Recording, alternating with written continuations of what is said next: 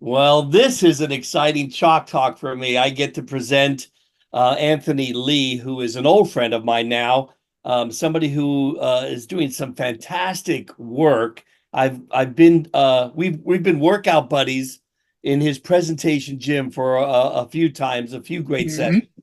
and it's something that I was eager to share as soon as I started my chalk talk program, Anthony. The idea of helping founders executives with their presentation skills.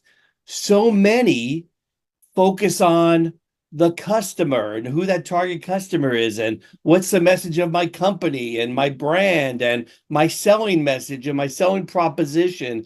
And they might have all that done on paper, but it's so much more how you articulate that message, how you share that message with your audience to break through the noise. There's so much noise out there. How do I get your attention? How do I get somebody's interest? How do I convey emotion, enthusiasm, credibility? Okay, well, now I'm stealing all your thunder, but you've taught me so much. But without any extra, the founder and the head of Heroic Voice Academy, Anthony Lee, thanks for joining the Chalk Talk. Thanks, Keith. And you really have delineated the biggest difference. So you have, on one hand, content, right? It's your slides, it's all of the scripts, and having content is the baseline. But where people mostly end up is probably remembering most of the content or perfectly remembering content, and that only gets you halfway there. The key part of connecting with the audience is really once you've memorized that content, it now becomes message delivery skills. What does your voice sound like? What does your energy look like? What questions are you actually answering? And that's what we're here to talk about. Well, let's You and let I, me jump off, let me jump off on that one point too, because yeah. you said once you memorize, and it's so funny too because I listen to a lot of investor pitches, right? You and I Mhm. both listen to a fair number of these, both as an advisor and as somebody who might do an investment here and there. But also, when I see somebody memorizing something or going off of a written text, it just loses the energy for me immediately. It does. It does. So the memorize, it sounds a certain way. And what it tells me is the speaker, the founder, is not fully prepared. What I want to see is, are they passionate about their product, about their mission? Are they able to vary their tone of voice and just get audience to lean in, get audience to engage? It goes way beyond delivering, in a baseline monotone, just content by itself. So, give me a tip or two. Again, we've covered a lot of ground over the years, but what are some things you'd like to share on an executive level to really help them take their presentation skills to the next level? Some easy initial steps, Yeah. So basic let's workout. assume, let's assume that you have a slide deck. And as we go through run throughs in the gym, what I love to share with all of our workout participants is what voice are you going to use before you launch into the slide? Because it's the voices that really carry the final impact. We talk about there's always seven voices of leadership. And the one I would always recommend is open with a contributor voice. You're not a leader yet, you haven't earned the right. So use a contributor voice, take the stage, demonstrate that you're going to be there, provide value for the time that the audience is investing uh, with you. And then you can shift to six other voices along the way. Everything in good order, everything in a sequence, right? Mhm. That's part of a good workout too, is having a plan, working the Yes. plan, following the plan, right? So you've also put a lot of energy into coming up with the right story, making sure there's a value Mhm. embedded in that. Talk to me about that part of the workout. Yeah, with stories, I'm always encouraging all members of the leadership team to develop a story portfolio, right? So stories in the context of a pitch, right, is the vehicle for translating, here's something I have here that led to success, which will translate to my company, my mission. And as I hear a story, I'm looking for elements that I could easily translate as an investor. So, for example, character. Is there a character element that has shown up in the past that got them to overcome adversity? The startup world is never like smooth. So, can they do that? Second is credibility. Have they actually taken a client from point A to point B? Typically, that's a case study. And then competency. This is a superpower. It's one thing that you do well at an exceptional level that can translate into your role as a leader, your role as an engineer, your role as a visionary when it comes to your company. So, credibility, competency, character. How does it vary when you deal with a founder who has a technical background, maybe less comfortable as a speaker versus somebody who's much more comfortable as a speaker? Maybe they're a sales marketing person, maybe they're just comfortable, right? We've seen examples of both. How do you look at each one in terms of developing a workout plan? Keith, that's actually how I got my start in this business. In all the startups that I've been with, I've always been the leader of the engineering team. And for some reason, I was given the task of getting my engineers ready to speak. Now, you probably can guess that engineers don't have a lot of presentation training as they're going through their undergrad studies. So what I do to take the pressure off is I ask my engineers to think back at a time, and it doesn't have to be an engineering story. What was a time where you designed something and it blew your team away? What sparked that win? So just taking them away from the situation, finding a moment in their past, and just getting them to talk about it in a conversational tone, they end up telling me a story about something they built at a science fair in fourth grade. And they think it doesn't matter. But Keith, it matters. There's a spark of something that happened in their past, and it's essential. Once they are able to share that on stage, they're more relatable. The audience trusts them more. And they're, as far as the engineer themselves, they're more relaxed. They're thinking that this actually doesn't matter to, oh, wow, this does matter. And I know exactly how this will come into play with every engineering challenge I'll face. I've been in a lot of different meetings, and sometimes the the town hall meeting, right? That structure. Yes. To me, it's so interesting when people from the technical side of the house speak up and voice a concern, a thought, something interesting, because like we said, not as common of people steering the boat, but I feel like there's a higher level of instant credibility from that side for some reason. I don't know why I think that. Maybe it's my own technical deficiency. I'm like, okay, I'll listen to you. You know way more than I do, specifically about product and tech. But I often find that they're pretty articulate when they have that focus, when they have a specific question. It's when they're handed something that they're not as familiar with and asked to speak about it that's a little awkward. So how do you connect the dots and make and help them develop that skill beyond the basic storytelling side, like to present as an expert on a wider range of topics as they move up the ranks and go from an engineer to a CTO?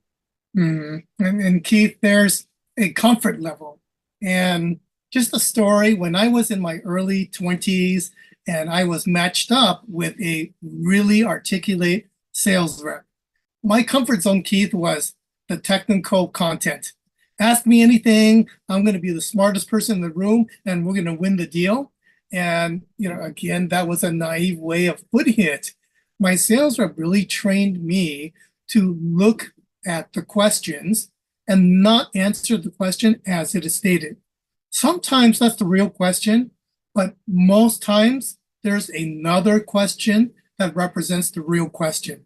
So step one is identifying what is the actual question that is being asked, and then you turn around and you answer that question. So that takes patience, it takes experience, it takes knowledge. What are these key questions being asked? think about it, reflect on it, and then pick from your portfolio of speaking points what answers best answer that question. Yeah, we're already flying through this, Anthony. It's so funny. Excuse me. I want to ask you about preparation. So the idea that, okay, I've got my talk. I feel like I've learned some skills. What's the right Mhm. way to prepare for a big presentation? I'm giving a talk at a conference, and there'll be 100, 1,000 people there, maybe. Yeah, well, let me answer that from two different perspectives. One is just the habit of practice. How many times do I need to practice before I take the stage? One of my favorite presentations comes from a TED Talk client that I had back in 2016. She was selected just because she had a good background. She's been on MTV. She has a morning talk show. She speaks at women's leadership conferences, and she was selected to go last. So I would say she was an A-minus speaker. And for her, she said, yeah, there's a lot of pressure. They expect me to be the best speaker. So for her in a TED Talk, this is one of the highest level presentations, 200 run-throughs. 200 run-throughs to go over everything because everything matters. Every gesture, every story, every pause, even every spot on that big red dot. So it's only in that level of preparation that she's able to get to that level of precision. Now, not everybody can get to 200. If you're at a conference and you're on a panel, a good amount probably is 50. 50, which is combined your individual rehearsals and then joint rehearsals with the moderator and your fellow panelists. So that's number one, is number of times you practice. Again, the key here, Keith, is you want to go beyond memorized content to a conversational tone. When we watch panels, when we watch Q&A sessions, if it sounds memorized, I'm less likely to trust it. If they got it down and they're able to enter that engaging and conversational tone, I'll trust that. So that's number one. Number two is the ecosystem of practice. What I find is most people, if they're dedicated, they'll practice on their own. But really the courage, the dedication, the commitment is, do you practice with your team members? Do you practice with your company advisors? Do you practice with your leadership team? Do you practice with board members? When you expand the mock audiences and you're a good receiver of feedback, that really gets you fully prepared. So again, it's number of times you practice and opening the ecosystem so you practice with all of the stakeholders you have access to. That makes great sense. Hey, do you mind sharing an example of somebody who you've worked with, where you've taken them through part of the workout at least, or just just one of your examples to give the listener here a better idea of what a workout is with the gym. If you mentioned town hall meeting, and one of the stories that stick out to me is there's a CEO of a technology company, and this was in April of 2020. So pandemic time. Everybody's questions. So he's leading a pretty large company, and as they gather for the town hall, you can imagine the questions that are in the room. Right? What are we going to do? Is this company going to survive? Does anyone know what's going on? And of course, he had to answer all of those. Wow. So we spent the very first workout talking about his opening. So of course, his tendency is he's technical, he's a technical founder, was to go in. Here's step by step what we're going to do to answer all those questions. And I said, no, we need to stop there. Before diving into the content, I want you to spend a significant amount of time just connecting with the audience. Know what are the questions in their head. Know what they're feeling. So that was our workout. Relatability. I know a lot of you are nervous today. A lot of you are concerned about the future of your company, your own job. the competency of leadership to guide us through this, and I get it. And he literally spent 7, 8 minutes there before going into content. But as we're practicing this new skill, it's uncomfortable for him as well to spend that much time. But when we did it real time and I saw the Zoom replays, the audience, you could tell the body language was nervous, but little by little, their shoulders came down. They leaned in more. So, and that's just in one workout. We just worked on what do we do before you launch the content, relatability, empathy. That sets the stage for everything to come. And it ended up, I think this was a week where that Friday, the meeting was on a Monday. That Friday, they were going to let go 15, 20% of their workforce just because. And luckily, the Canadian government came to the rescue and offered financial assistance to companies so that they don't have to do any layoffs. So he didn't know that at the time, but he set the tone, and then he was able to deliver good news that Friday, and they were able to continue operations.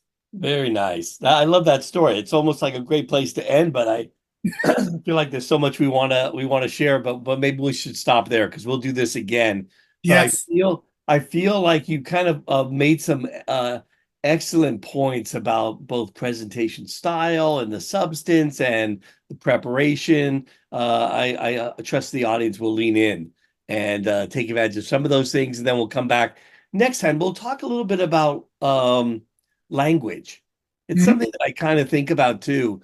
Speaking to an audience, do you speaking down to them, speaking up to them, using slang, using certain terms, words that might be perceived in multiple ways. I want to dig in on that a little bit. Can we do that next time? Absolutely. I mean, tone of voice makes a difference. Choice of words makes a huge difference as well. So We're gonna I'm get excited. we're gonna get Yes. Anthony. Thanks so much for your time. Really appreciate it, guys. This is Anthony Lee with the Heroic Voice Academy. Check them out. Check out a workout with them. Anthony is hands-on over there and loves helping people. He's got a great team also. So shout out to you. Thanks a lot. And we'll talk again soon, I'm sure. Thank you, Keith. Thanks, everyone.